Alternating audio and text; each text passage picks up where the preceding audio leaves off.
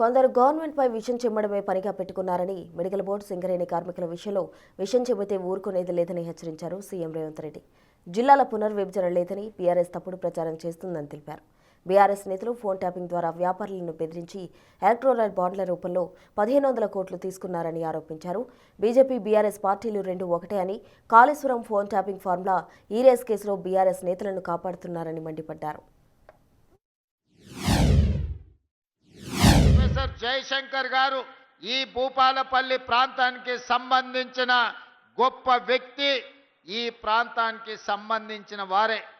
Professor Jayashankar గారి ఆలోచన, కాళోజీ గారి ఆవేశం, తెలంగాణ ఉద్యమంలో ఈ వరంగల్ కిల్లా మనకందరికీ ఆదర్శంగా నిలబడి ఈనాడు తెలంగాణ రాష్ట్రాన్ని సాధించడంలో ఈరోజు మనం విజయం సాధించినాం. నిన్న మన కొంతమంది ప్రకటనలు చేస్తున్నారు, నేను నిశ్చితంగా గమనిస్తున్నా. మేం భూపాలపల్లి జిల్లా ఇస్తే కాంగ్రెస్ పార్టీ జిల్లాను రద్దు చేస్తుందని ఒక తప్పుడు విషపు ప్రచారం చేస్తున్నారు.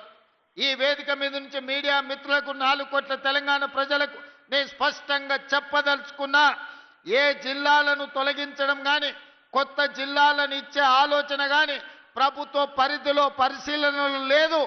ఎన్నడైనా జిల్లాలను పునర్వ్యవస్థీకరించాలి, లేకపోతే రేషనలైజ్ చెయ్యాలి అని అంటే బహిరంగంగా ప్రజలకు చెప్పి శాసనసభలో చర్చ చేసి ప్రతిపక్షాల సూచనలు తీసుకున్న తర్వాతనే జిల్లాల గురించి ఆలోచన చేస్తాం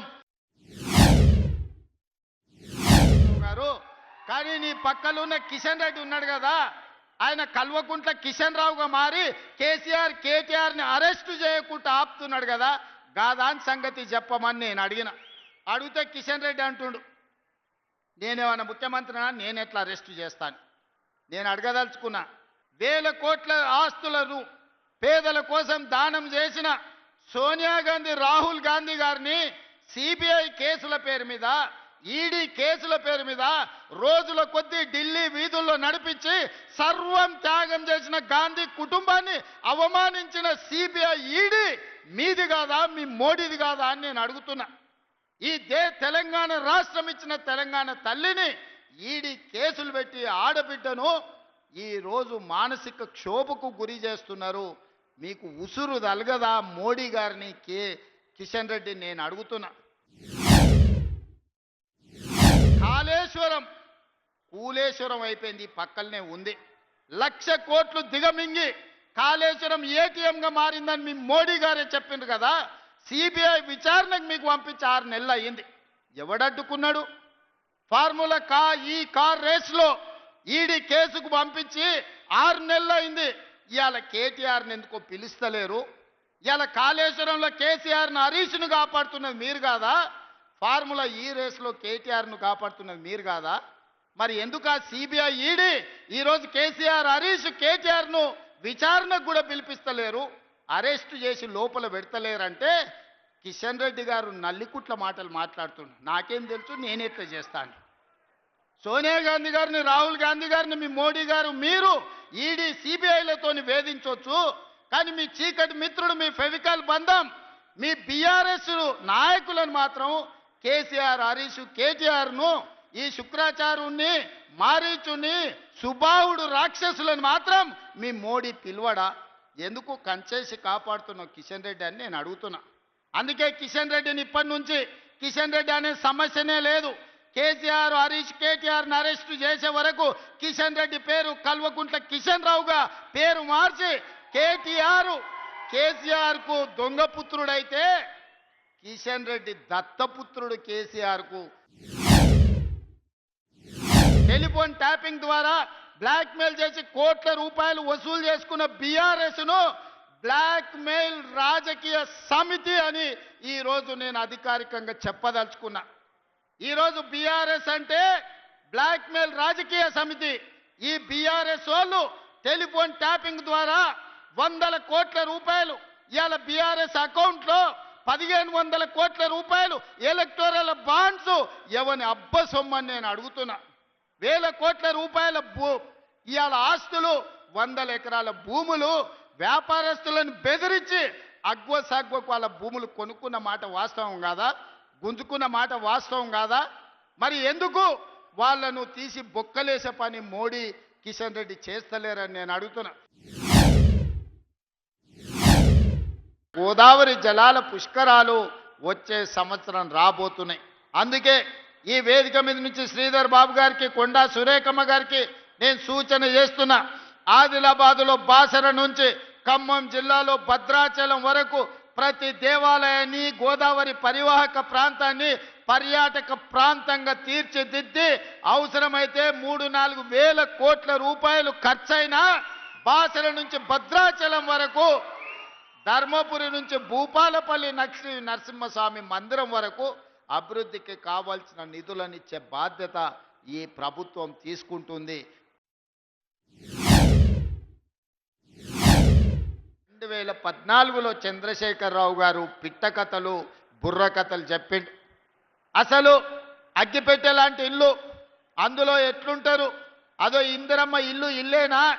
కొడుకొస్తే యాడుంటే, కొడుకు కోడలుంటే యాడుంటారు? పండుగ పూట బిడ్డ అల్లుడు వస్తే యాడవంటారు? గొర్రె పిల్లను, కుక్క పిల్లను ఉంటే యాడ కట్టేసుకుంటారు? మీకు డబల్ బెడ్రూమ్ ఇల్లు ఇస్తామని దంచి మాటలు చెప్పిండు. మరి ఎవరికన్నా ఈడు ఉన్నోళ్ళకి, ముఖ్యంగా మా అక్కల్ని అడుగుతున్నా, మీకు ఎవరికన్నా డబల్ బెడ్రూమ్ ఇల్లు వచ్చిందా అక్క? మనకు మాత్రం డబల్ బెడ్రూమ్ ఇల్లు రాలే. 1000 ఎకరాలలో ఎర్రవల్లిలో ఆయనకు ఫామ్ హౌస్ వచ్చింది. 100 ఎకరాలలో ఆయన కొడుకు జన్వాడలో ఫామ్ హౌస్ వచ్చింది. 50 ఎకరాలలో ఆయన అల్లుడికి హరీష్ రావు గారికి మోయినాబాద్లో ఫామ్ హౌస్ వచ్చింది. కేసీఆర్ బిడ్డ కవితకు శంకర్పల్లిలో 25 ఎకరాల ఫామ్ హౌస్ వచ్చింది. ఆయన్నే కాదు, ఆయనకు మందు గోళీలు అందించే సంతోష్రావు కూడా 20-30 ఎకరాల ఫామ్ హౌస్ వచ్చిందయా. ఇక రాంది ఎవరైనా ఉన్నారంటే ఎర్రవల్లి ఫామ్ హౌస్లో కేసీఆర్ క్లాస్మేట్ ఉంటాడు ఒక ఆయన, జాంగీర్ అని. చదువుకున్నప్పటి నుంచి ఆయనతోనే ఉన్నాడు. నిన్నగాక మొన్న ఆయన చేతికి దట్టి కట్టింది కూడా గాయననే జాంగీర్. గల్లీలో మోరీ తీయాలంటే కేసీఆర్ వచ్చి తీస్తాడా? ఉన్న ఎమ్మెల్యేలకు, ఆనాటి మంత్రులకే కేసీఆర్ కలిసేటోడు కాదు. భూపాలపల్లి గల్లీలో మోరీ తీయాలంటే ఆ మోరీ కేసీఆర్ వచ్చి తీస్తాడా? లేకపోతే ఓ 1,00,000 రూపాయలు సైడ్ ట్రైన్ కట్టాలంటే మోడీ ఢిల్లీ నుంచి వస్తాడా? మనం అడగనికే ఢిల్లీకి పోవాలన్నా? ఒక్కసారి ఆలోచన చేయండి. కేసీఆర్ అయినా మోడీ అయినా బొమ్మలు చూపించి ఓట్లు అడగడానికే పనికొస్తారు. ఇవాళ మీ గల్లీలో మోరీ పనికి కావాలంటే సీదా ముఖ్యమంత్రి దగ్గరకు వచ్చి చేయి పట్టుకొని నాతో సంతకం పెట్టించే శక్తి ఇవాళ గండ్ర సత్తన్నకున్న మాట వాస్తవం కాదా? ఇవాళ మీ గల్లీ అభివృద్ధి చేసుకోవాలంటే మీ గండ్ర సత్తన్న మీకు కావాలి, కానీ ఎర్రవల్లి ఫామ్ హౌస్లో బోర్ల బొక్కలు వండుకునే కేసీఆర్ వస్తాడా? ఢిల్లీలో ఉండే మోడీ వస్తాడా? అసలు అడిగేటోనికి సిగ్గని ఉండాలి. వినేటోడు చెవిటోడైతే చెప్పేటోడు మహాభారతం అంత ఇంత పొడుగు చెప్తాడు. మనల్ని చెవిటోళ్ళు అనుకుంటారు బీజేపీ వాళ్ళు, బీఆర్ఎస్ వాళ్ళు. 10 ఏళ్ళు ముఖ్యమంత్రి ఉండి మన భూపాలపల్లిలో బైపాస్ రోడ్డు తేలేదు. 3 సార్లు ప్రధానమంత్రి అయిన మోడీ ఏనాడని భూపాలపల్లికి వచ్చిండా? కేసీఆర్ను, మోడీను ఓటు చూసి ఓటేస్తారంటే మోసపోతాము, గోస పడతాం. గోదావరి నది పరివాహక ప్రాంతంలో వేలాది సింగరేణి కార్మికుల కుటుంబాలు ఉన్నాయి. మెడికల్ అన్ఫిట్ ఏదైతే మీకు బోర్డు ఉన్నదో కాంగ్రెస్ పార్టీ ఆ బోర్డును రద్దు చేస్తుంది. భవిష్యత్తులో సింగరేణి కార్మికులకు వాళ్ళ వారసత్వ ఉద్యోగాలు కానీ మెడికల్ బోర్డు ఇచ్చే అన్ఫిట్ సర్టిఫికెట్తోని వాళ్ళ కుటుంబ సభ్యులకు వచ్చే ఉద్యోగ ఉపాధి అవకాశాలు పోతాయి. మిమ్మల్ని కాంగ్రెస్ పార్టీ మోసం చేస్తుందని కొంతమంది తప్పుడు ప్రచారం, విషపు ప్రచారం చేస్తున్నారు. అసలు ఈ ఆలోచన ఎక్కడి నుంచి వచ్చిందో, ఈ అవసరం ఎవరికి ఉన్నదో నాకైతే అర్థం కాలేదు. మెడికల్ బోర్డు విషయంలో విషము చిమ్ముతే వాళ్ళను అందరినీ మోకాళ్ళ మీద కూర్చోబెట్టి 4 ఈపుల మీదంగా దెబ్బలేయండి. ఎందుకు అనంటే ఆ ఆలోచననే ప్రభుత్వ పరిశీలనలో లేదు.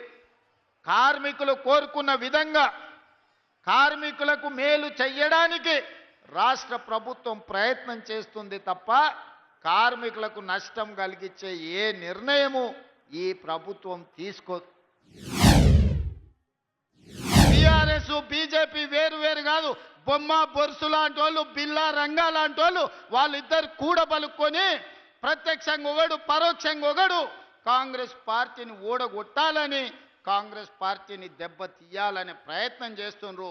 దెబ్బకు దెబ్బ కొడదాం, ఎత్తుకు పై ఎత్తేద్దాం. ఎవడు గెలుస్తాడో రేపు మున్సిపల్ ఎన్నికల్లో చూసుకుందాం. బీజేపీ బీఆర్ఎస్ఏ కాదు, కేసీఆర్ నరేంద్ర మోడీ అమిత్ షానే కాదు, ఇక మీ తాతలు ముత్తాతలు ఉన్న తీసుకొని రండి. మా కాంగ్రెస్ పార్టీ కార్యకర్తలు వాళ్ళ సంగతి తేలుస్తారు.